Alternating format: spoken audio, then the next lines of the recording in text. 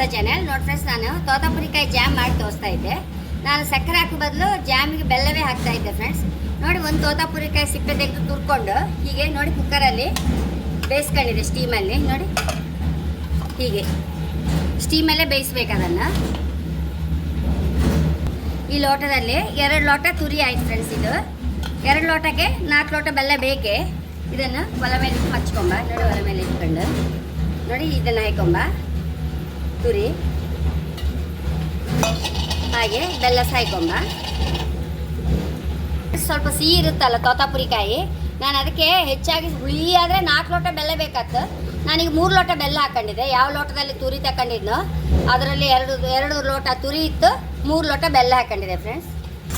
ಹೀಗೆ ಮಗ್ಸ್ತಾ ಇರುವ ಗಟ್ಟಿಯಾಗುವಾಗ ಮತ್ತೆ ತೋರಿಸ್ತೆ. ಬೆಲ್ಲ ಹಾಕಿದ್ದು ಕರೆಕ್ಟಾಗಿದೆ ನೋಡಿ, ಚೆಂದ ಕಲರ್ ಸಹ ಬಂದಿದೆ. ಯಾವ ಎಸೆನ್ಸು ಯಾವ ಕಲರ್ ಹಾಕಿದೆ.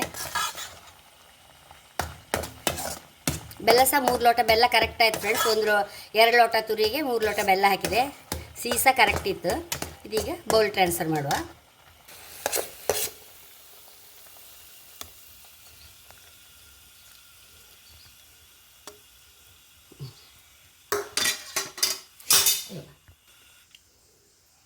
ಎಷ್ಟೋ ರುಚಿಯಾದ ತೋತಾಪುರಿ ಮಾವಿನಕಾಯಿ ಬೆಲ್ಲ ಹಾಕಿದ ಜಾಮ್ ರೆಡಿ ಆಗಿದೆ ಫ್ರೆಂಡ್ಸ್. ಬ್ರೆಡ್ಡು ದೋಸೆಗೆ ಹೈ ಕ್ಲಾಸ್ ಆಗಿ, ಕೆಲವರಿಗೆ ದೋಸೆಗೆ ಮೊಸರು ಹಾಕಿ ಈ ಜಾಮ್ ಹಾಕಿ ತಿಂತಾರೆ ಫ್ರೆಂಡ್ಸ್. ಅದೊಂದು ಕೆಲವ್ರಿಗೆ ತುಂಬ ಇಷ್ಟ, ಅದು ಸಹ ತುಂಬ ರುಚಿಯಾಗುತ್ತೆ. ಹಾಗೆ ಖಂಡಿತ ನೀವು ತೋತಾಪುರಿ ಮಾವಿನಕಾಯಿ ಸಿಕ್ಕುವ ಖಂಡಿತ ಈ ಜಾಮೂನ್ ಟ್ರೈ ಮಾಡಿ ಫ್ರೆಂಡ್ಸ್, ಹೈ ಕ್ಲಾಸ್ ಆಗುತ್ತೆ.